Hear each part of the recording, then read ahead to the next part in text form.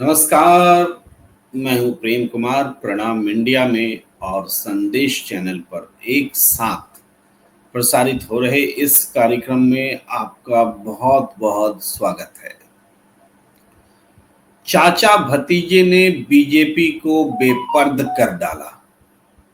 देश के सामने बीजेपी को चाचा भतीजे ने नंगा कर दिया।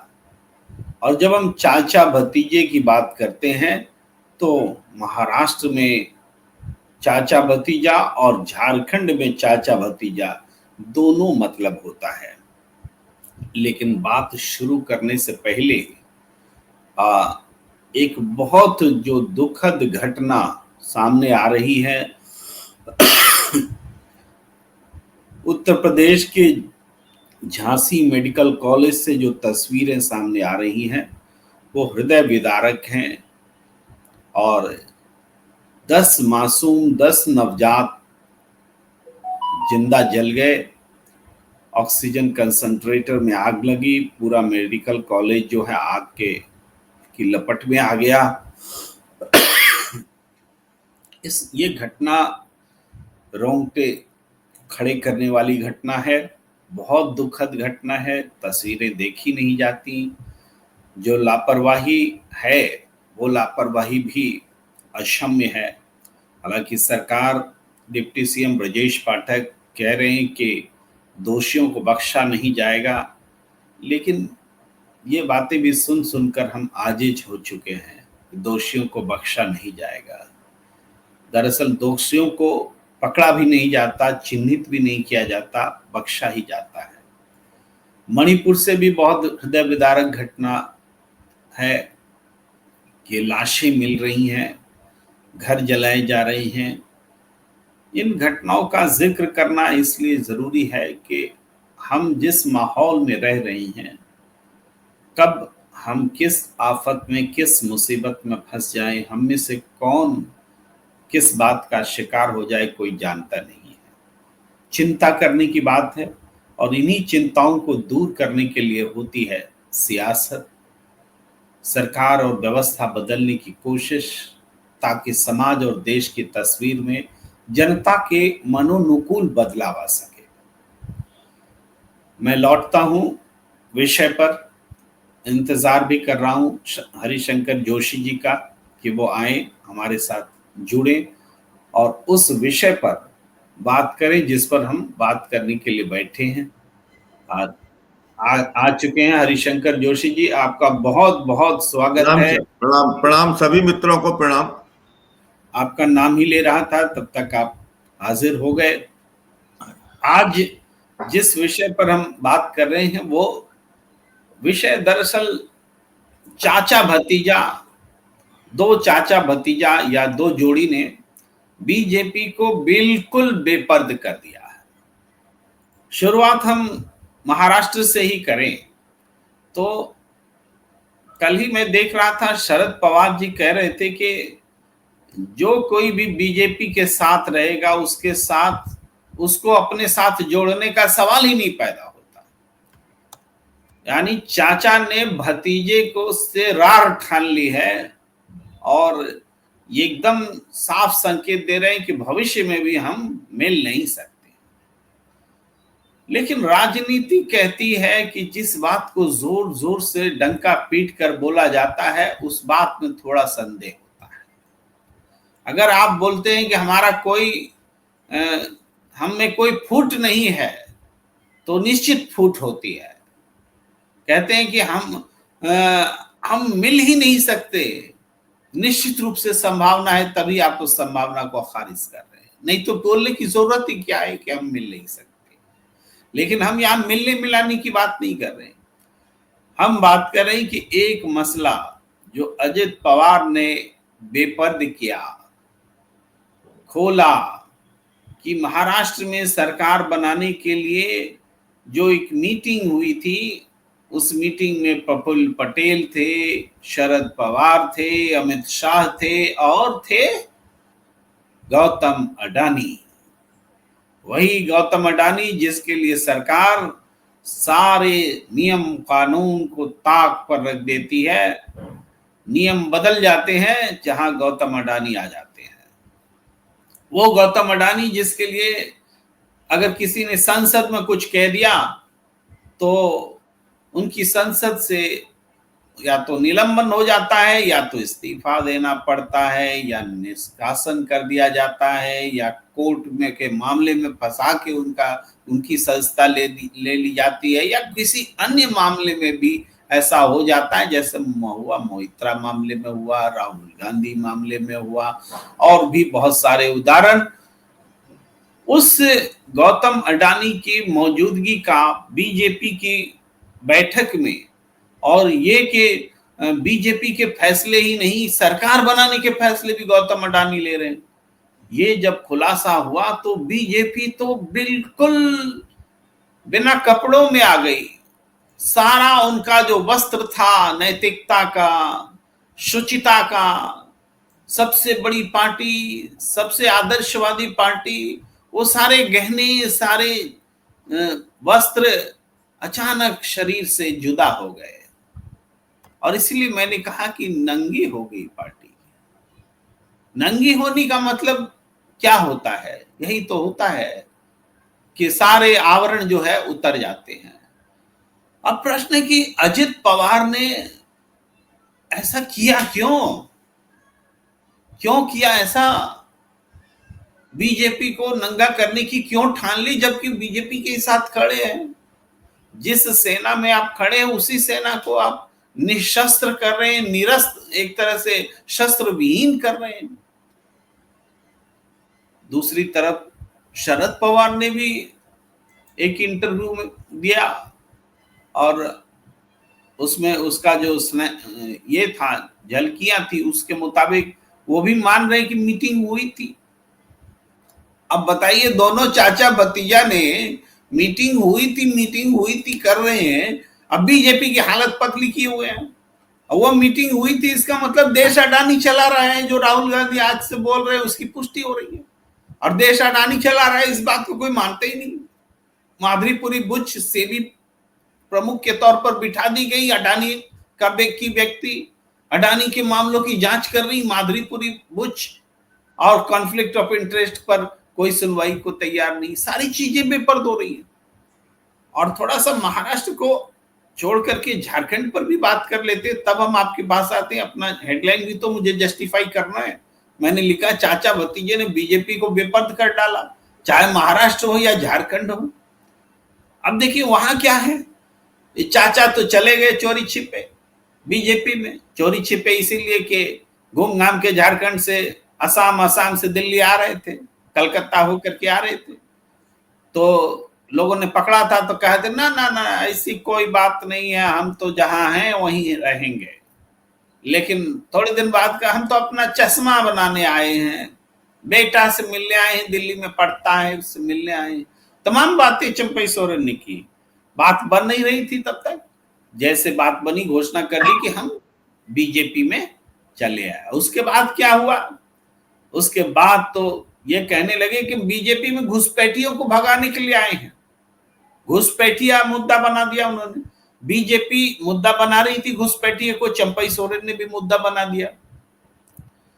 फिर बाद में वो गणेश मुर्मू, सिद्धू कानू के वंशज के व्यक्ति, जिन्होंने, जो हेमंत सोरेन के प्रस्तावक थे, उनको भी बीजेपी में शामिल किया और कहा कि घुसपैठिया मुद्दा है।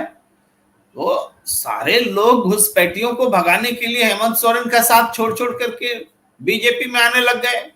और चंपई सोरेन तो खुद मुख्यमंत्री थे, मुख्यमंत्री रहते हुए उनको घुसपैठिया दिखा नहीं एक बार भी देश में, और न किसी को भगाने का, प्रदेश में, और न किसी को भगाने का प्रयास किया। ये सब जाकर घुसपैठिया मुद्दा को चैंपियन करने लगे, बढ़ाने लगे। लेकिन हुआ क्या? हुआ ये कि हमने जो तस्वीर आपके सामने रखी है कि चंपई जी को किस तरीके से, एक चंपई के हम स्क्रीन पे शॉट लाना चाहते हैं। देखिए कि चंपई सोरेन को, ये पूरी तस्वीर देखिए हेमंत सोरेन पैर छू रहे हैं चंपई चाचा का, पैर छू रहे हैं। ये तस्वीर हम आपको दिखा रहे हैं। और दूसरी तरफ आपने क्या देखा?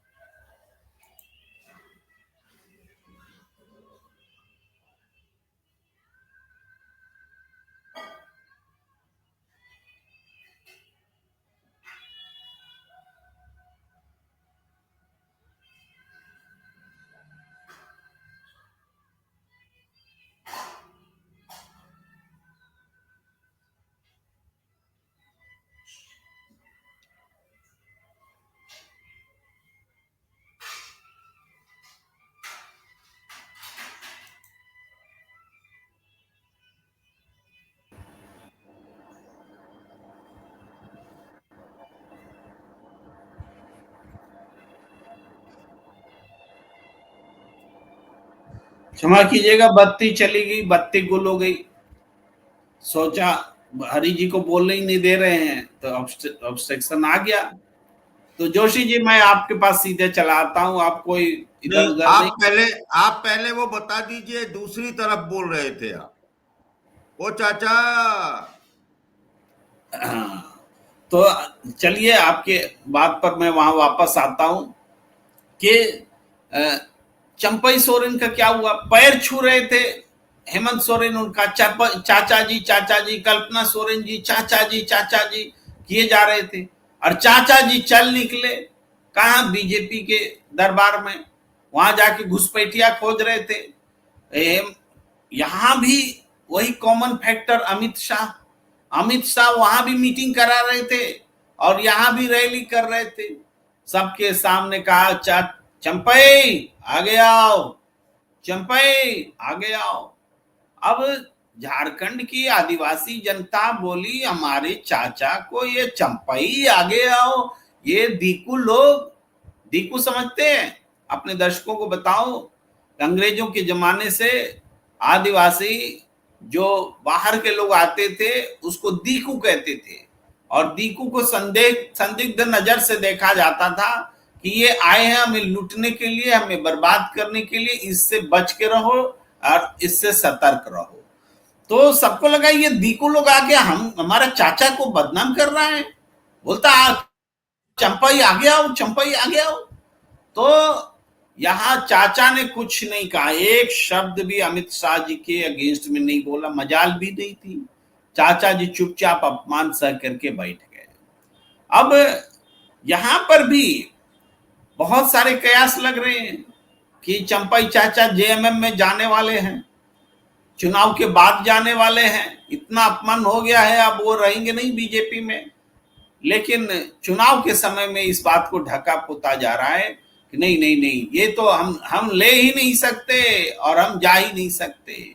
मैंने कहा ना कि जहां पर ऐसी बात होती है, बोलने की आवश्यकता पड़ जाती है कि हम ले ही नहीं सकते और हम जा ही नहीं सकते, इसका मतलब आप ले भी सकते हैं और वो जा भी सकते हैं।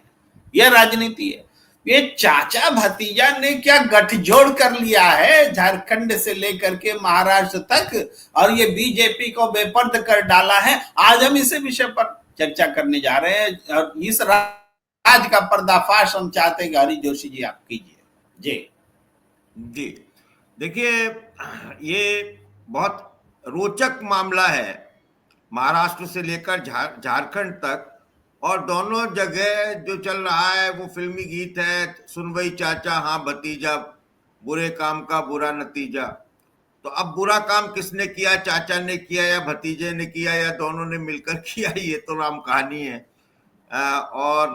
लेकिन एक बात है, महाराष्ट्र की हम बात अगर पहले करें तो शरद पवार जो हैं वो उन्होंने बहुत अब स्पष्ट तौर पर कह दिया है कि हाँ, मैं अमित शाह और उद्योगपति से मिला था।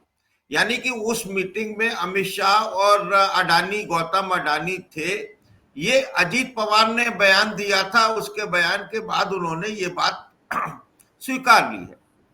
तो ये जो मामला है बिल्कुल साफ हो गया है, इसमें अब कोई ऐसी कहा सुनी वाली बात बची नहीं है। लेकिन शरद पवार कह रहे हैं कि तोड़ मरोड़ कर प्रस्तुत की जा रही है बात मीडिया में, और अजीत पवार भी कह रहे हैं कि तोड़ मरोड़ कर की जा रही है बात मीडिया में। अब जैसे भी है, मतलब लेकिन एक बात बहुत साफ सी है कि जिस तरह से अजीत पवार और शरद पवार में मामला चला है, और अजीत पवार जिस तरीके से धोखा देकर अपने चाचा को गए, तो दो मामले एक साथ, मतलब अब मैं जोड़ता हूं।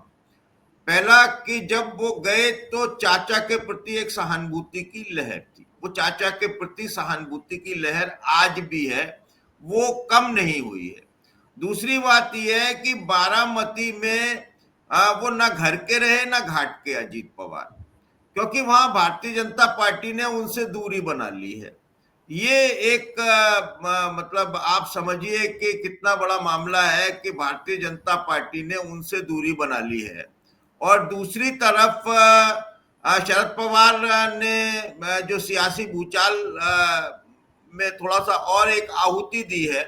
उन्होंने कह दिया कि वो शरद पवार की मतलब वो गए थे वहां, और उद्योगपतियों से मिलना पड़ता है। उद्योगपतियों से क्यों मिलना पड़ता है? उद्योगपतियों से इसलिए मिलना पड़ता है कि सरकार जो है वो, उनको उद्योगपतियों की जरूरत होती है प्रदेश के, देश के विकास के लिए। इसलिए वो मीटिंग जो है वो निवेश से संबंधित ज्यादा होती हैं। हम जाते आते हैं, मिलते हैं, हम मना नहीं करते। उन्होंने स्थिति बिल्कुल अलग तरीके से कर दी है। अब बात यह है कि गौतम अडानी जो है वो सरकार चला रहे हैं, ये बात सामने आ गई है। गौतम अडानी ही ज्यादातर फैसले लेते हैं और उन्हें मोदी जी एग्जीक्यूट करते हैं। यानी कि मोदी जी निर्णय लेने वाली स्थिति में नहीं है। शरद पवार और अजीत पवार की जो वहां पर चाचा भतीजे के बातें सामने आई हैं, दोनों ने एक दूसरे को बेपर्दा करने की कोशिश की है। और इन दोनों ने एक दूसरे को नहीं, इन दोनों ने मिलकर भारतीय जनता पार्टी को बेपर्दा कर दिया। उन्होंने उनको वस्त्र विहीन कर दिया है दोनों ने मिलकर, चाहे वो सायास किया है या अनायास किया है। जी दरअसल जोशी जी, राहुल गांधी जो बात बहुत दिनों से समझाने की कोशिश कर रहे थे, अब वो सबूत कहां से लाते कि अडानी देश चला रहा है? वो सबूत दिखाते थे कि कैसे, देखिए, बड़े बड़े फैसले लिए जा रहे हैं अडानी के पक्ष में। जो व्यक्ति जिसने कभी हथियार नहीं बनाया, वो व्यक्ति इजराइल का इस से डिफेंस वाले वेबसाइट से चित्र उठा करके अपने वेबसाइट में डाल करके और अपनी पैकेजिंग करके हिंदुस्तान की सरकार को की आंख में धूल झोंक करके या मिली भगत करके डिफेंस का भी सौदा ले लेता है। जहां जहां मोदी जी जाते हैं पीछे पीछे अडानी, और विदेश में भी जाकर के सौदा ले लेता है। और ऐसा सौदा लेता है कि विदेश में, केन्या में उसके खिलाफ प्रदर्शन होते हैं, वहां की कोर्ट उसके खिलाफ में फैसला देती है। श्रीलंका में अडानी का नाम आता है कि ये गलत तरीके से हस्तक्षेप कर रहे थे। तमाम जगह से देश की बदनामी होती है। हिंडनबर्ग ने तो पूरी रिपोर्ट ही रख दी। राहुल गांधी बस इन बातों को बता रहे थे, लेकिन कोई मानने को तैयार नहीं। हमारे देश की एजेंसी जो है वो जांच करने के नाम पर कॉन्फ्लिक्ट ऑफ इंटरेस्ट उसके साथ में खड़ी मिलती है। भाई अदालत में कुछ हो नहीं रहा है, सरकार कुछ कर नहीं रही है, तो राहुल गांधी ही झूठे साबित हो रहे थे। यहाँ तो आप ये समझिए, अब अगर अंधों के प्रदेश में कोई आंख वाला व्यक्ति पहुंच जाए तो क्या हो? तो सारे अंधे मिलके आंख वाले को ही अंधा और पागल करार देते हैं। यही हालत राहुल गांधी की हो गई थी। इस देश की सारी एजेंसियां अंधी हो गई, अदालत ने आंखें मूंद ली, सरकार ने आंखें मूंद ली, सब अपनी अपनी आंखें बंद की, जो अडानी कर रहा है सो कर रहा है। अब जबकि इस बात को खुद चाचा भतीजे ने साबित कर दिया है कि सरकार बनाने गिराने का खेल तो गौतम अडानी जैसे लोग करते हैं बीजेपी के साथ खड़े होकर, तो राहुल गांधी की वो बात सच्ची हो गई। और जो बात इतने दिनों से, राहुल गांधी की कोई बात आज तक झूठ हुई ही नहीं। राहुल गांधी ने तो जो कह दिया वो हो गया। ये तारीफ में मैं नहीं कर रहा हूं, ये तो धीरे धीरे प्रूव होता जा रहा है कि जो राहुल गांधी बोल देते वो हो जाता है। राहुल गांधी ने कहा था कि ये अडानी सरकार चला रहे हैं, और ये बात साबित हो गई। तो ये जो फैक्टर है, ये फैक्टर, एक तो चाचा भतीजे ने नंगा कर दिया बीजेपी को, और दूसरे राहुल गांधी तो एक्सरे करके बैठे हैं पूरा शरीर का, हड्डी भी दिखा दे रहे हैं। क्या कहेंगे आप? नहीं, देखिए ऐसा है कि मैं थोड़ा और पीछे चलता हूं। आप राहुल गांधी पर केंद्रित कर रहे हैं, मैं पूरी समग्र कांग्रेस पर केंद्रित कर रहा हूं। नोटबंदी के बाद मनमोहन सिंह ने जो बात, पिन ड्रॉप साइलेंस था जब तब लोकसभा में, और सब सुन रहे थे, जब वो मुश्किल से 1.5-2 मिनट बोले और उन्होंने बता दिया कि कितनी गिरावट आएगी नोटबंदी के बाद, देश की अर्थव्यवस्था कहां होगी, उन्होंने 1.5 मिनट में बता दिया। मोदी साहब 1.5 घंटा बोलते हैं तो भी कुछ नहीं बता पाते, इधर उधर की हाँकते रहते हैं। और वो 1-2 का 4, 4-2 का 1 करते रहते हैं, लेकिन वो मनमोहन सिंह ने बता दिया था। इसी तरह अब मतलब एक एक करके मैं राहुल गांधी पे सीधा आ जाता हूं मनमोहन सिंह से, मैं बीच का पीरियड छोड़ रहा हूं। कोरोना आने को था तो राहुल गांधी ने क्या कहा कि ये बहुत भयानक महामारी आ रही है, सुनामी आ रही है, देश को खतरा है, देश के पूरे मतलब दुनिया को खतरा है, और भारत इसकी प्रिकॉशंस नहीं ले रहा है। तब ये राहुल गांधी को पप्पू बनाने में व्यस्त है कि पप्पू ऐसी ही बातें करता रहता है। लेकिन उसने ये बात भारत में कोरोना महामारी की दस्तक से काफी पहले बता दी थी, यानी वो दूरदृष्टा तो है निश्चित तौर पर। और इसी तरह से राहुल गांधी ने आज तक जो कहा है, आप बहुत सारे रिकॉर्ड्स निकाल कर देख सकते हैं, वो अंततः गत्वा वो बातें सत्य हुई। ये बात राहुल गांधी ने अडानी वाली जो है वो जिस तरह से चिल्ला चिल्ला कर कही संसद से सड़क तक कि इस देश को मोदी जी नहीं चला रहे, इस देश को A1 A2 चला रहे। संसद में भी उन्होंने बोला तो A1 A2 चला रहे हैं, लेकिन उनका मुख्य फोकस हमेशा गौतम अडानी पर रहा, और गौतम अडानी के तमाम सारे उन्होंने बेपर्दा किए राज, और लगातार उन्होंने इस बात के लिए चेताया कि ये दो लोग नहीं है, ये एक ही है, यानी शासक जो है वो एक ही है, वो एक A1 है। तो ये जिसमें एक जान। जी जी हाँ बिल्कुल बिल्कुल। और देखिए अब जैसे कि हम कहते हैं कि चुनाव आयोग है वो HMB है, हिज मास्टर वॉइस, वैसे ही वो भी किसी के हिज मास्टर वॉइस हैं। देश के प्रधान सेवक, प्रधान विभाजक, प्रधान द्वेष प्रचारक जो जिस स्थिति में देश को ले जा रहे हैं वो बहुत चिंतनीय है। मैं बहुत सारे मतलब जो पत्रकारिता के जो एक मान मर्यादाएं हैं, मैं उनको बिल्कुल ध्यान में रखते हुए ये बात कह रहा हूं, और बिल्कुल इसमें मुझे कोई संदेह नहीं है, ये मेरा अपना विचार है कि जिस तरह से शरद पवार और अजीत पवार चाचा भतीजे की वाकयुद्ध में या उन दोनों के इस विवाद में जो बातें सामने आई है उसने बिल्कुल निर्वस्त्र कर दिया है। उसने बता दिया है कि जो राहुल गांधी कहते थे वो बिल्कुल सही कहते थे। अब जो बात राहुल गांधी कहते थे वो आज अजीत पवार कह रहे हैं, यानी कि महायुति कह रही है, यानी कि NDA कह रहा है, यानी कि वो बात बीजेपी कह रही है। अब शरद पवार जो है उनका किसी से छिपा हुआ नहीं है। शरद पवार का और राहुल गांधी का बिल्कुल अलग अलग मामला है।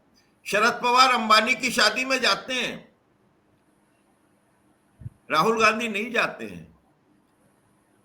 राहुल गांधी नहीं जाते हैं, वो कहीं और किसी बस्ती में किसी ऐसे परिवार के बीच में होते हैं जहां वो ज्यादा खुशी महसूस करते हैं बनस्पत उस अरबों खरबों की शादी के। वो नहीं जाते हैं, उनका बिल्कुल स्पष्ट धारणा है।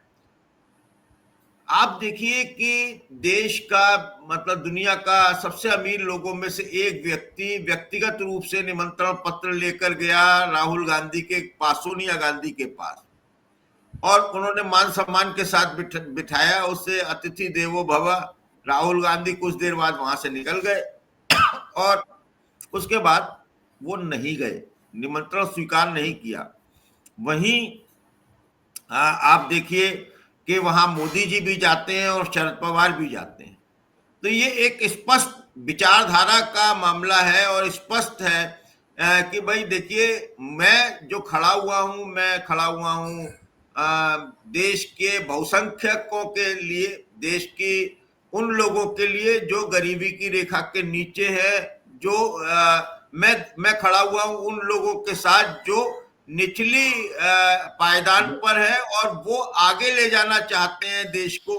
लेकिन शरद पवार ने जो किया, अभी बताया, जो उसने पोल खोल दिया जी। जी, मैं अभी अभी मल्लिकार्जुन खड़गे ने ट्वीट किया है, वो मैं दिखाना चाहता हूँ। जो झांसी मेडिकल कॉलेज की जो बड़ी दर्दनाक घटना घटी है, उसके बारे में उन्होंने ट्वीट किया है। बड़ी घटना है, इसलिए हम इसको दिखा रहे हैं कि मल्लिकार्जुन खड़गे ने कहा है कि उत्तर प्रदेश के झांसी के मेडिकल कॉलेज में हुए हादसे में मासूम शिशुओं की मृत्यु का समाचार बेहद पीड़ादायक है। इस हृदय विदारक हादसे में मृत सभी बच्चों के परिजनों के प्रति हमारी गहरी संवेदनाएं। ईश्वर उनके परिवारों को ये दुख सहन करने की शक्ति प्रदान करें। हम सरकार से मांग करते हैं कि इस हादसे के कारणों की जांच हो और जो भी ऐसी लापरवाही का दोषी हो उस पर सख्त कानूनी कार्रवाई हो। जोशी जी, सरकार से मांग तो करते हैं, कानूनी कार्रवाई की भी मांग करते हैं, लेकिन उससे पहले सबसे पहले ईश्वर के पास चले जाते हैं हम कि दुख सहन करने की शक्ति प्रदान करें। सबसे पहली मांग तो हमारे ईश्वर से होती है कि जिनके यहाँ ये दुख हुआ है उनको दुख सहन करने की शक्ति दें। लेकिन दुख सहन करने की शक्ति उस परिवार को ही क्यों दे जोशी जी? क्योंकि दुख तो पूरे देश को होना चाहिए कि वो नौनिहाल, वो बच्चे, वो नवजात जिन्होंने अभी अभी आंखें खोली ही थी, उनको इस देश और समाज की जो बुरी व्यवस्था है उसका सामना करना पड़ गया और वो इस दुनिया में आकर के भी नहीं आ सके। तो ये दुख केवल परिवार का ही क्यों? मुझे ये बात हमेशा कचोटती है कि ये दुख समाज का क्यों नहीं है? उनको, समाज को सांत्वना देने की जरूरत क्यों नहीं है? देश को सांत्वना देने की जरूरत क्यों नहीं है? ये मेरे मन में सवाल आता है। इसको थोड़ा सा आप जरूर एड्रेस करिए। हम जानते हैं कि विषय थोड़ा बदल रहा है, लेकिन ये मुद्दा मसला जो बहुत गंभीर है। बस एक टिप्पणी आपकी। नहीं, निश्चित तौर पर ये पहली घटना नहीं है। ये इस तरह की घटनाएं प्रदेश में, देश में होती रही हैं। रोज रेल डी रेल हो रही हैं और ये न केवल पूरे समाज का, पूरे राष्ट्र का मसला है। और निश्चित तौर पर ये सरकारी शासन के स्तर पर, प्रशासन के स्तर पर घनघोर लापरवाही है। और ये वक्त जो है वो उन जो मृतात्मा हैं और जो वहां पर हताहत हुए हैं उनको श्रद्धांजलि देने का है। और देश के सामने ये बताना चाहिए हुक्मरानों को कि जो सर्वोत्तम प्रदेश जिसकी बात है, वहां के मेडिकल कॉलेज में इस तरह की आग लग जाती है, लापरवाही से आग लग जाती है। इससे पहले भी बहुत सारे हादसे हुए हैं। तो ये निश्चित तौर पर विचारणीय विषय है और शोक का विषय है इस वक्त। जी प्रेम जी। जी जी, अब मैं वापस आता हूं उस विषय पर। आज मैं थोड़ी देर में स्क्रीन दिखाऊंगा कि एक बयान बड़ा चर्चा में है। हमने देखा है कि एएनआई की प्रमुख स्मिता प्रकाश ने भी उसको ट्वीट किया है, और वो है देवेंद्र फडणवीस बोलते हैं कि अजित पवार को अभी राजनीतिक समझ और जनता के मूड को समझने में वक्त लगेगा। अजित पवार जनता का मूड नहीं समझ रहे। प्रश्न ये नहीं है कि अजित पवार जनता का मूड समझ रहे हैं कि नहीं है, प्रश्न ये है कि देवेंद्र फडणवीस को अजित पवार के खिलाफ बोलना पड़ रहा है। ये क्या उसी कारण है जो चाचा भतीजे ने नाक में दम कर रखा है? आपसी मिलीभगत है, मानो पोल खोल दिए। देवेंद्र फडणवीस भी थे उस मीटिंग में जिसमें गौतम अडानी थे, उसका ही तो बदला नहीं ले रहे हैं फडणवीस। नहीं, निश्चित तौर पर सर, फडणवीस जो है वो भी फंसे हुए खिलाड़ी हैं। उन्हें मालूम है कि महाराष्ट्र हाथ से जा रहा है। ये पूरी बीजेपी को मालूम है, ये मोदी साहब को भी मालूम है महाराष्ट्र हाथ से जा रहा है। लेकिन ये लोग अंतिम समय तक अपना भरसक प्रयास करते हैं, झूठ बोलते हैं, सच बोलते हैं। इसके बाद जो भी कर सकते हैं वो कर सकते हैं। जय ईवीएम बोलते हैं, जय ईवीएम मैया बोलते हैं। तो ये बात हमने देखी है। लेकिन अजीत पवार और शरद पवार के झगड़े में जो चीजें देश के सामने आई हैं वो बहुत महत्वपूर्ण है। महत्वपूर्ण ये नहीं है कि अजीत पवार क्या कह रहे हैं और शरद पवार क्या कह रहे हैं, लेकिन एक इसमें जो सबसे अहम बिंदु है वो ये है कि इस झगड़े में जो देश के साथ में हो रहा है, देश को ईस्ट इंडिया कंपनी का गुलाम बनाया जा रहा है, ये जो बातें सामने आई हैं वो बहुत महत्वपूर्ण है प्रेम जी। कि किस तरीके से एक उद्योगपति जो है वो पूरा देश संचालित कर रहा है, बल्कि वो देश हो गया है। तो ये बहुत बड़ी और चिंतनीय बात है, कम से कम सामने आई है, ये हमको देखना चाहिए। तो जी जी प्रेम जी।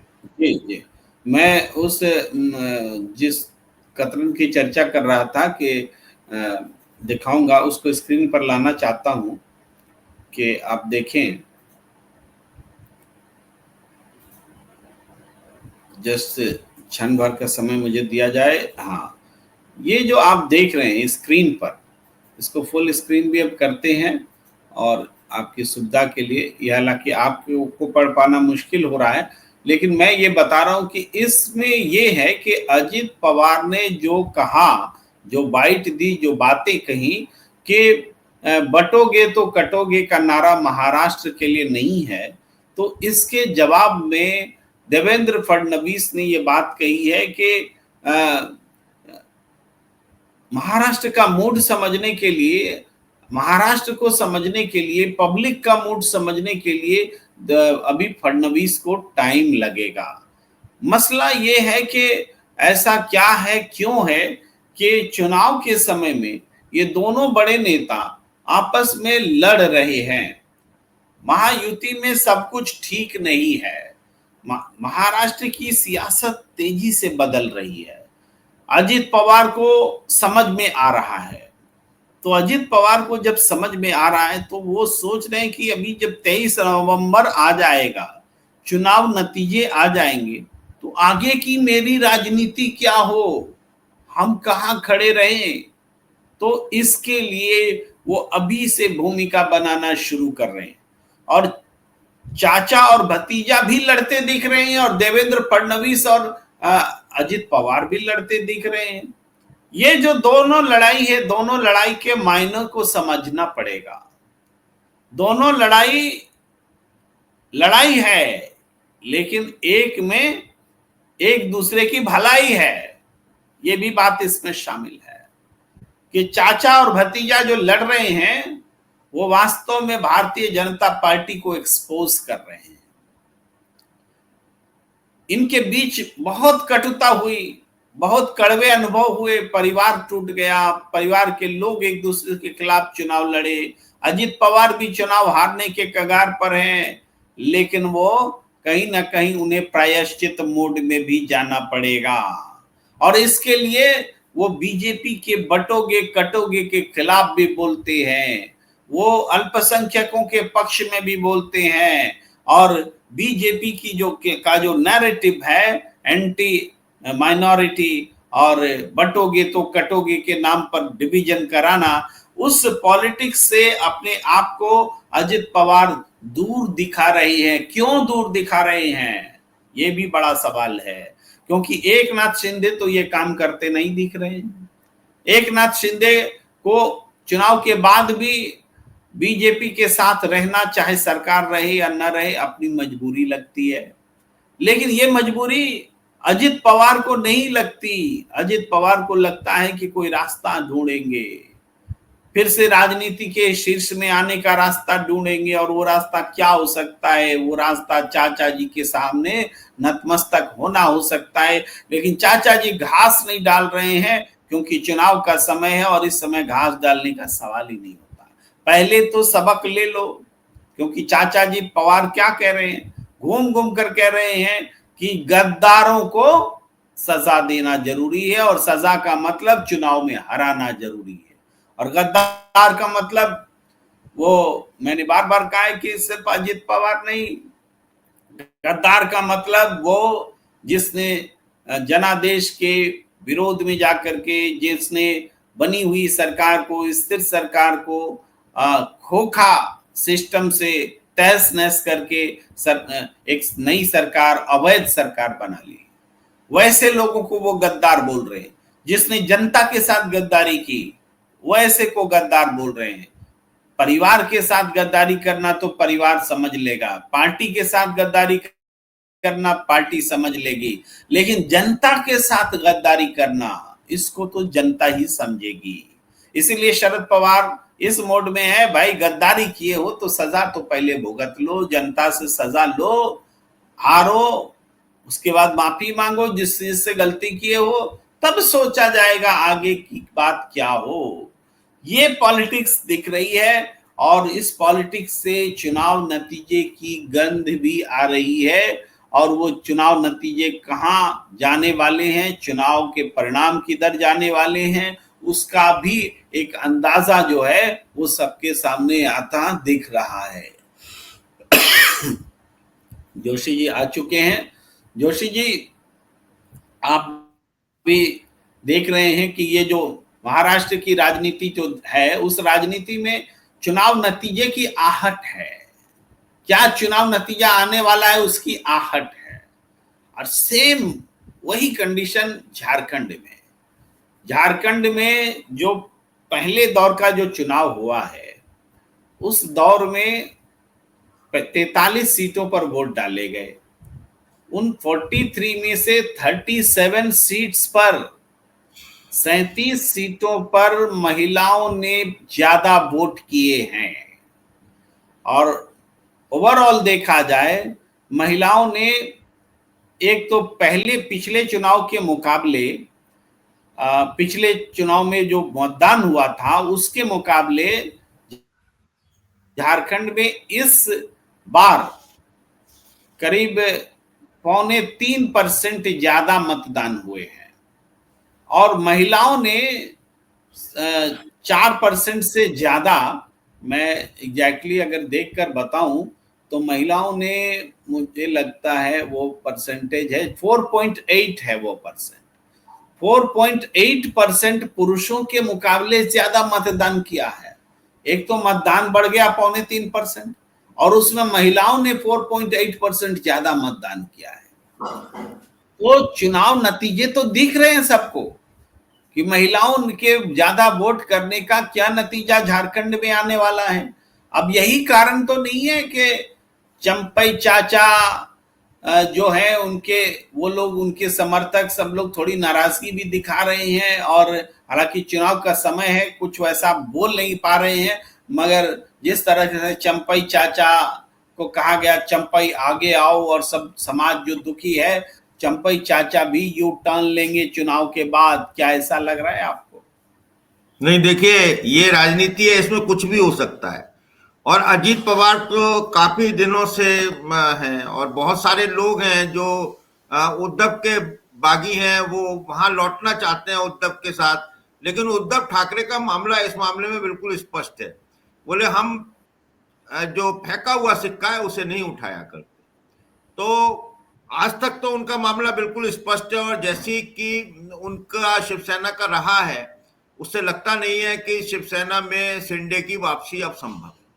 तो शिंदे के लिए कोई विकल्प बचा नहीं है। अजीत पवार की अगर हम बात करें महाराष्ट्र में, तो अजीत पवार सिंगल डिजिट पार नहीं करने जा रहे हैं, वो खुद नहीं जीतने जा रहे हैं। आज की तारीख में बारामती में उनका वही हश्र होने जा रहा है जो उनकी पत्नी का लोकसभा चुनाव में हुआ था। ये निश्चित तौर पर एक हमारा समाज है, वो धोखाधड़ी देने वाले लोगों को, गद्दारी करने वाले लोगों को सबक सिखाता है, उन्हें पसंद नहीं करता है। वो ये एक बड़ा मसला है। दूसरी बात यह है कि देखिए, वो अडानी से मिले या नहीं मिले, इससे चाचा भतीजे को कोई फर्क नहीं पड़ता है। महाराष्ट्र की राजनीति पे नहीं, इससे फर्क पड़ता है कि उन्होंने केंद्र में बैठे हुए प्रधान सेवक जी के कपड़े उतार दिए। उन्होंने बीजेपी की जो केंद्र में सरकार है, जिसको एनडीए की सरकार कहते हैं, वो उसके कपड़े उतार दिए। और ये जो है उनके लिए बहुत महंगा सौदा साबित हुए हैं अजीत पवार। अजीत पवार को उन्होंने बुला लिया, लेकिन और क्योंकि उन्हें सत्ता चाहिए, सत्ता के बगैर ये बिल्कुल मछली हो जाते हैं, जो जैसे मछली बिना पानी के नहीं रह सकती, ऐसे ये लोग सत्ता के बगैर नहीं रह सकते। तो इन्हें किसी भी हालत में सत्ता चाहिए, वो किसी भी तरीके से हो। विचारधारा, आडंबर, ये सब अलग चीजें हैं इनके, लेकिन मूल चीज ये है कि किसी भी तरीके से हो, किसी को भी तोड़कर फोड़कर पैसे लेकर, क्योंकि पीछे से सत्ता अब ये अजीत पवार और शरद पवार के बातचीत में ये तय हो गया है कि ये जो सत्ता है वो मोदी जी भी नहीं चला रहे हैं। इस सत्ता को जो जो चल रही है, जिसके इशारे पर चल रही है, जो कठपुतलियों को नचा रहा है, उसका नाम A1 है। तो ये जो मामला है A1 और A2 वाला, ये जनता के सामने पूरी तरह खुलकर आ गया है। इसका प्रभाव पड़ेगा, निश्चित तौर पर पड़ेगा। दूसरी बात यह है कि अजीत पवार और शिंदे, इन दोनों की हालत इस चुनाव में बहुत पतली है। हालत पतली बीजेपी की भी है। अब अजीत पवार के सामने और कोई विकल्प नहीं है कि वो अपने चाचा के जाकर चरण पकड़ लें। चाचा के वो चरण पकड़ लेंगे, हो सकता है चाचा उन्हें बिठा लें कि भाई बैठ जा, लेकिन जोशी जी, इतनी खटास हो चुकी है कि दूध में जिस तरीके से दूध फट जाए या दूध में पानी मिला दिया जाए, दोनों ही स्थितियों में दूध को उसे दूध की शक्ल में नहीं लाया जा सकता। दूध और पानी को अलग नहीं किया जा सकता, सर ये एक बात। सर सर सर एक बात बोलना चाहता हूँ। आपने हालांकि ध्यान में दूसरी तरफ ले जाना चाह रहा था, मगर आप दूध और फटान और तमाम बातें जब कह रहे हैं तो अब पॉलिटिक्स यहाँ आ गई है ना। आप हम चिंता करें कि दूध फट जाने के बाद वापस उस शक्ल में नहीं आ सकता, और अब राजनीति वहां आ गई कि फट गई तो फट गई, उस प्रोडक्ट का क्या होगा फटे हुए दूध का, उसको कैसे इस्तेमाल करे, उसका पनीर बना ले कि उसका छेना बना ले कि क्या कर ले, जो हो गया उसका कैसे यूज करे, वहां पर पॉलिटिक्स है। लेकिन मैं विधि जी की बात पर आना चाहता हूं। उन्होंने कहा कि अजित पवार ने जो रिसेंट इंटरव्यू में कहा है कि सरकार गिराने वाली मीटिंग में शरद पवार भी शामिल थे, ये विक्टिम कार्ड खेल रहे, अपनी सीटें बढ़ाने के लिए कहा है अजित ने।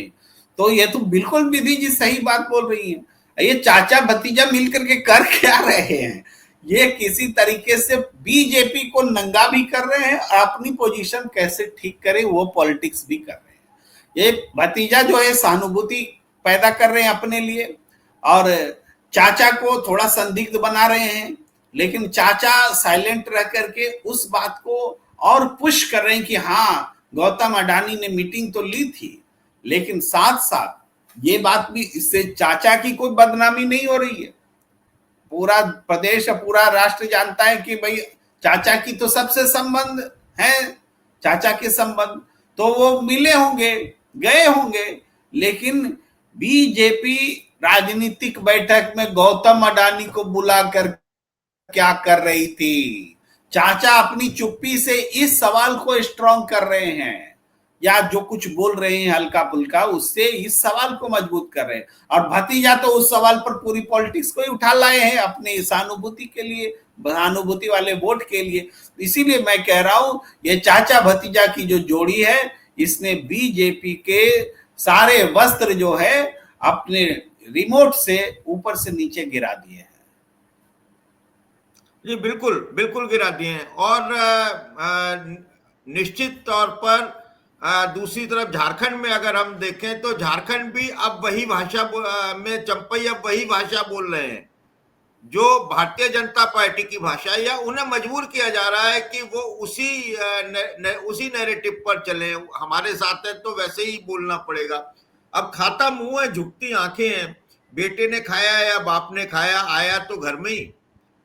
तो जब बेटे ने खाया या बाप ने खाया, आप ध्यान दीजिएगा, लेकिन आया घर में ही आया। तो अब उनकी मजबूरी है, वो बोल क्या रहे हैं प्रेम जी? चंपई कह रहे हैं कि ये जो बाहरी वाला मुद्दा है, जो रोहिंग्या या जो नॉन आदिवासी या मुस्लिम सीधा सीधा जो झारखंड में प्रवेश कर रहे हैं, वही माटी रोटी बेटी वाला जो उनका फर्जी वाला मुद्दा है, वो चंपई सोरेन भी अब उसी राह पर आ गए हैं। उन्हें मजबूर भी कर दिया गया है। चंपई सोरेन के साथ भी वही है जो अजीत पवार के साथ है। हेमंत सोरेन और कल्पना सोरेन क्या उनके दरवाजे नहीं खुले हुए हैं, उनके दरवाजे एक तीसरी जगह खुल सकते हैं। चंपई जानते हैं कि वो शिबू सोरेन के साथ रहे हैं और वो शिबू सोरेन के जाके चरण पकड़ लेंगे, तो शिबू सोरेन ने कह दिया तो फिर उनकी वापसी को हेमंत मना नहीं करेंगे, वो अपने पिता की आज्ञा का पालन करेंगे, उनका बात का निरादर नहीं करेंगे। तो चंपई भी देखिए चुनाव के बाद, आप बिल्कुल सही कह रहे हैं कि वो आपको शिबू सोरेन के घर पर नजर आएंगे और वहां पर शिबू सोरेन के चरणों में नजर आएंगे और उनका वही हाल होना है। और बीजेपी के लिए अजीत हो या शिंदे हो या सोरेन हो, सॉरी ये शिंदे हो या चंपई हो या अजीत हो, ये सब के सब यूज एंड थ्रो वाले पीसेज हैं। विधि ने बहुत इंटेलिजेंट तरीके से कुछ टिप्पणियां की हैं, मैं चाहता हूं आप वो टिप्पणियां उसकी पढ़ दें, बहुत तार्किक बात करती हैं। तो चंपई आप चाचा अपना खुद का इलेक्शन हार रहे हैं सरायकेला से, और बेटे की तो घाटशिला से जमानत भी जब्त हो रही है। जमानत जब्त हो ऐसा मुझे नहीं लगता विधि जी, जमानत तो जब्त नहीं होगी, लेकिन हाँ वो हार जरूर रहे हैं और चंपई चाचा भी हार रहे हैं। अब यहाँ थोड़ा सोचिए, चुनाव के बाद जब ये दोनों पराजित बाप बेटे योद्धा कम और शरण मांगने वाले योद्धा माने जाएंगे, तो क्या इनकी दुर्दशा होगी। बीजेपी तो अभी उनको पूछ नहीं रही है, चंपई आगे आओ पूछ नहीं रही। हारने के बाद बीजेपी क्या अपॉइंटमेंट भी देगी, मिलने के लिए भी क्या समय देगी, बीजेपी के नेता देंगे। तो चंपई चाचा का क्या हाल होने वाला आप सोचिए। उनके पास, हेमंत सोरेन के पास माफी मांगने लायक नहीं रहेंगे, तो वो क्यों, वो सीधे शिबू सोरेन के ही पैर पकड़ेंगे कि हमको वापस ले लीजिए। ये हालात हम अभी कल्पना कर रहे हैं। अब वो लेंगे कि नहीं लेंगे, कि उनकी भावी राजनीति क्या होगी, वो बात अलग है। लेकिन झारखंड में जो दिशा दिख रही है, महाराष्ट्र में जो दिशा दिख रही है वोटों की, और नरेंद्र मोदी जी चले नाइजीरिया और हिंदुस्तान में चुनाव हो रहा है, ये तो नया सिम्टम्स देखने को मिल रहा है कि पूरा चुनाव ही छोड़ दिए। अब न महाराष्ट्र में जाएंगे न झारखंड में जाएंगे, वो गए नाइजीरिया। तो ये चुनाव जो है साफ तौर पर दिख रहा है। राहुल गांधी की भाषा में भी देखिए, कल जो उन्होंने भाषण दिया है, जोरदार तरीके से हमला किया है, और ये हमला इतना सुगठित तरीके से संविधान को जोड़ करके, लोकतंत्र को जोड़ करके, अडानी और कैपिटलिस्ट सरकार का जो स्वरूप बन गया है उसको जोड़ करके कैसे भी जनता के खिलाफ भी नीतियां बनानी है, सरकार अपने कब्जे में करना है और जनता को लूटना है। इस पूरी चीज को इस तरीके से वो बेपर्द कर रहे हैं कि बीजेपी, एक तो चाचा भतीजा ने अडानी और इनके संबंधों की पोल खोल दी। माने एक तरह से हम कहेंगे कि अडानी और बीजेपी के बीच जो अवैध संबंध है, अवैध संबंध का मतलब वैध संबंध तो उद्योगपतियों से सरकार का होता ही है, होना ही चाहिए, लेकिन जो अवैध संबंध है इनके बीच में, उन अवैध संबंध की पोल खोल दी है। अब राहुल गांधी ने तो बीजेपी को एक तरह से पूरी जनता के सामने ही ला दिया है कि देखो ये बीजेपी है क्या। ये बेटी और रोटी की बात तो करती है, लेकिन बेटी और रोटी दोनों की दुश्मन है। रोटी आपकी थाल से छीन लेती है और बेटी का ब्रिजभूषण शरण सिंह जैसे लोगों से क्या हश्र कराया जाता है, वो है रेवन्ना का नाम लिया जा रहा है। आप देखेंगे रेवन्ना का नाम बड़ी चर्चा में, अभी प्रियंका चतुर्वेदी का भी मैं ट्वीट देख रहा था, वो रेवन्ना जो है, ब्रिजभूषण शरण सिंह जी यहाँ हैं, इन सब के माध्यम से बेटी का क्या हश्र हो रहा है। बेटी भी छीनी जा रही है, रोटी तो खुलेआम छीनी जा रही है। तो एक तरफ उद्योग घराने में अडानी है, दूसरे तरफ ये रेवन्ना और तमाम लोग हैं, ब्रिजभूषण शरण सिंह है, एक रोटी छीन रहा है, एक बेटी छीन रहा है। तो ये रोटी और बेटी का नारा भी उनको उल्टा पड़ता दिख रहा है जोशी जी। जी बिल्कुल, रोटी और बेटी का नारा उल्टा पड़ चुका है।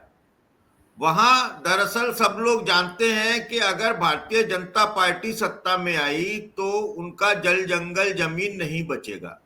और दूसरा, जहां भी इस तरह के मामले देश भर में बड़े मामले आप उठा के देख लीजिए, चर्चित मामले देख लीजिए, चाहे वो मोदी साहब की कॉन्स्टिट्युएंसी बनारस का मामला हो, काशी का मामला हो, बीएचयू में जो लड़की के साथ में जो हुआ था, उसमें जो उसके दुराचारी थे वो कौन लोग निकले थे? वो लोग निकले थे जो भारतीय जनता पार्टी के एक्टिव मेंबर थे, उनके कार्यकर्ता थे, उनके पदाधिकारी थे, और उनको उन्होंने बचाने के लिए मध्य प्रदेश चुनाव में भेज दिया। वो इधर मतलब हल्ला हो रहा था, प्रदर्शन चल रहे थे, उधर वो चुनाव प्रचार कर रहे थे मध्य प्रदेश में।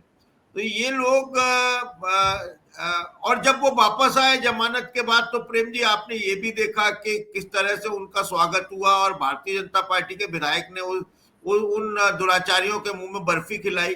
रेवन्ना रेड्डी हो, ब्रजभूषण शरण सिंह हो, एक लंबी फेरिस्त है जो आप देखेंगे। हालांकि दूसरी तरफ आप देखें तो जल जंगल जमीन का जो मामला है खासतौर पे, वो बहुत महत्वपूर्ण मामला है। रोटी बेटी के सवाल पर, बेटी के सवाल पर उनकी स्थिति बिल्कुल नंगी है, वो सब जानते हैं, जनता जानती उस है। बात पर भी थोड़ी सी टिप्पणी कर दी जाए, जो कल बिरसा मुंडा की जयंती पर जो काले खान चौक था, सराय काले खान, उस चौक की जगह पर बिरसा मुंडा का की मूर्ति जो है बिरसा चौक नाम कर दिया गया। अब हम देख रहे हैं झारखंड में एक नया सवाल खड़ा हुआ है, आज भरे पड़े हैं वहां पर टिप्पणियां सोशल मीडिया में, झारखंड में जो जनजातीय समूह है या ट्विटर्स हैंडल हैं उसमें, कि अपने लिए नरेंद्र मोदी पूरा स्टेडियम अपने नाम करा लेते हैं, सरदार वल्लभ भाई पटेल का नाम बदल करके, और ये बिरसा मुंडा के लिए एक चौक, सराय काले खान बस स्टैंड का एक चौक आप नाम बदल करके कराते तो पूरा निजामुद्दीन रेलवे स्टेशन का नाम बदल देते।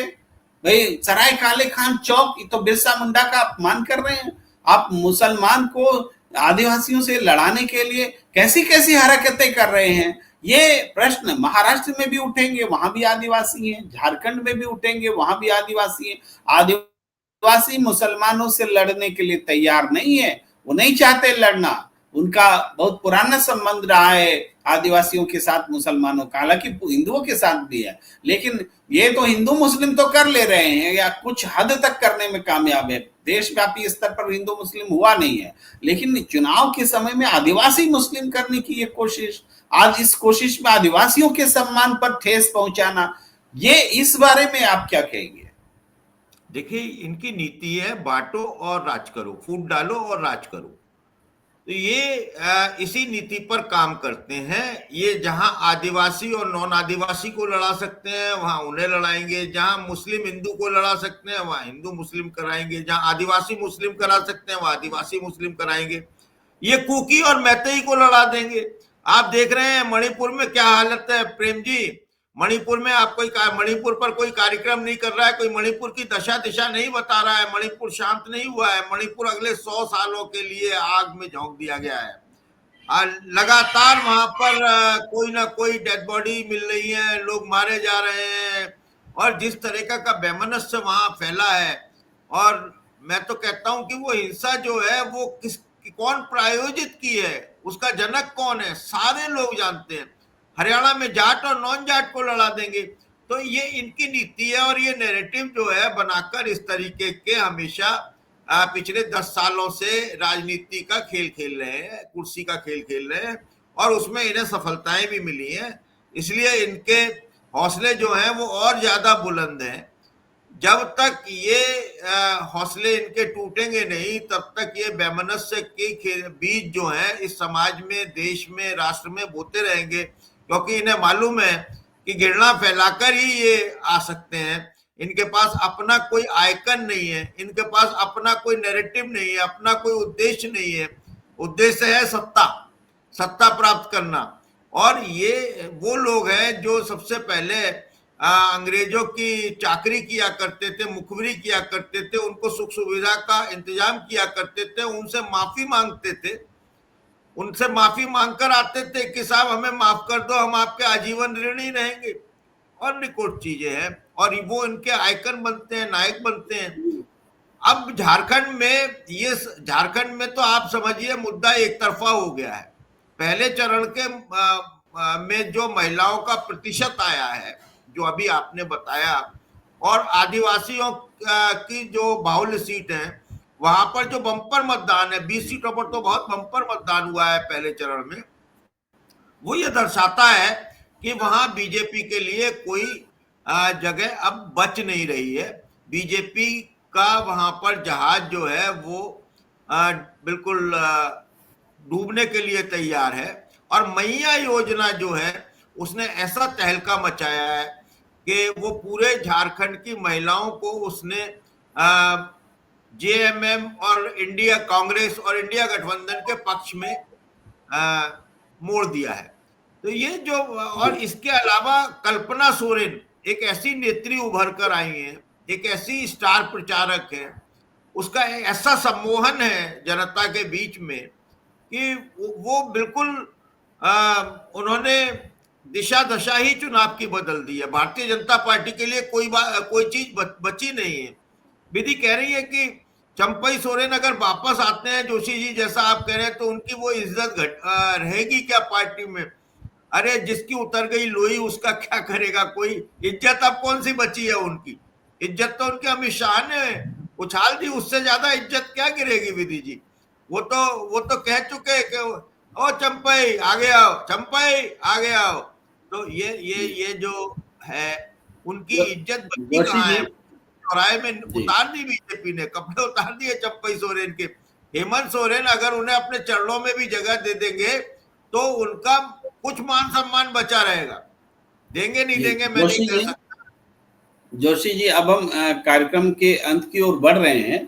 एक बात मैं कहना चाहता हूं कि कल्पना सोरेन को लेकर के सबसे पहले हमने ही अपने प्लेटफॉर्म में ये कल्पना सोरेन की खासियत पर, उनकी सभाओं में उमड़ रही भीड़ पर, उनके बोलने के अंदाज पर, उनके झारखंड की राजनीति का टर्निंग पॉइंट बनने पर जो कल्पना सोरेन का उदय हुआ है जिस रूप में, उसको हमने ही सबसे पहले कहा था। अब हालत यह है कि कंपटीशन चल रहा है सोशल मीडिया में कल्पना सोरेन पर वीडियो बनाने का। अब तो रवीश कुमार भी आ गए हैं कल्पना सोरेन पर वीडियो बनाने के लिए, लेकर के वीडियो आ गए हैं।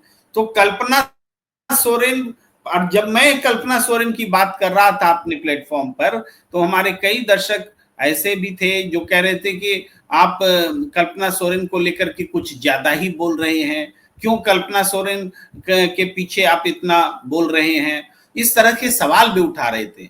लेकिन आज ये फिर से हम इस बात को इसलिए कह रहे हैं कि हमने सबसे पहले इस बात को देखा, समझा, जाना और महसूस किया कि कल्पना सोरेन झारखंड की राजनीति में एक परिवर्तनकारी नेता के रूप में सामने आई। उसको हमने महसूस किया, इसलिए सबसे पहले अपने प्लेटफॉर्म पर बताया। लेकिन ठीक है, घटनाएं बातों को सच या गलत साबित करती हैं, और चुनाव नतीजे जब आएंगे तब ये बात इसकी पुष्टि हो जाएगी, मुहर लग जाएगी। अभी भी जो वोट परसेंटेज महिलाओं का बढ़ा है, इसमें कल्पना सोरेन का बहुत बड़ा योगदान है, मैया योजना का योगदान है, कल्पना सोरेन जो अपनी तर्क गढ़ रही है उसका योगदान है, बड़ा एक रोल बनता है कल्पना सोरेन का। इस पर एक आखिरी टिप्पणी जोशी जी।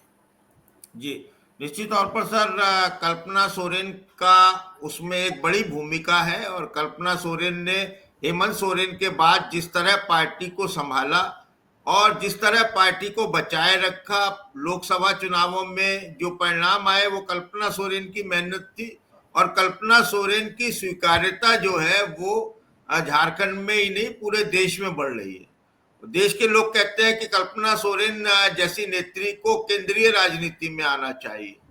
ये बहुत सारे लोग अब इस बात की ओर सोचने लगे हैं, और कुछ लोग तो ये भी सोचने लगे हैं कि उनको अगला मुख्यमंत्री होना चाहिए झारखंड का। लेकिन मैं ऐसा नहीं सोचता। मैं जानता हूं कल्पना सोरेन जहां है, जिस भूमिका में है, वो उनके लिए परफेक्ट भूमिका है। हर व्यक्ति की एक भूमिका होती है, और जनता के बीच रहकर जनता की समस्याओं को समझना और उनका हल करने का प्रयत्न करना, ये पहली प्राथमिकता होनी चाहिए। यही मैं कहना चाहूंगा। तो आज की चर्चा को यहीं पर विराम देने का वक्त।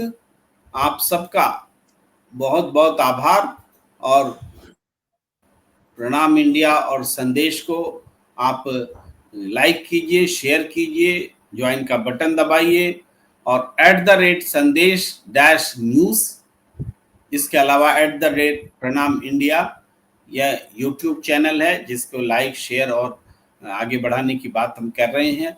और हमसे जुड़े रहिए, अपने सार्थक हस्तक्षेप को बनाए रखिए। जी जोशी जी, मैं वही कहूंगा कि हम मतलब दोनों चैनल को आप सब्सक्राइब कीजिए। सुपर स्टिकर, सुपर थैंक्स के जरिए हमें आर्थिक तौर पर संबल दीजिए, प्रदान कीजिए। आपका जो सूक्ष्म से सूक्ष्म योगदान है वो करिए आप, और इससे हमें बहुत बड़ी मदद मिलेगी। हम चैनल का संचालन कर पाएंगे। हमारी मेंबरशिप लीजिए और दोनों चैनलों को सब्सक्राइब कीजिए। इस वीडियो को शेयर कीजिए, लाइक कीजिए। इसी के साथ हम आपसे विदा लेते हैं।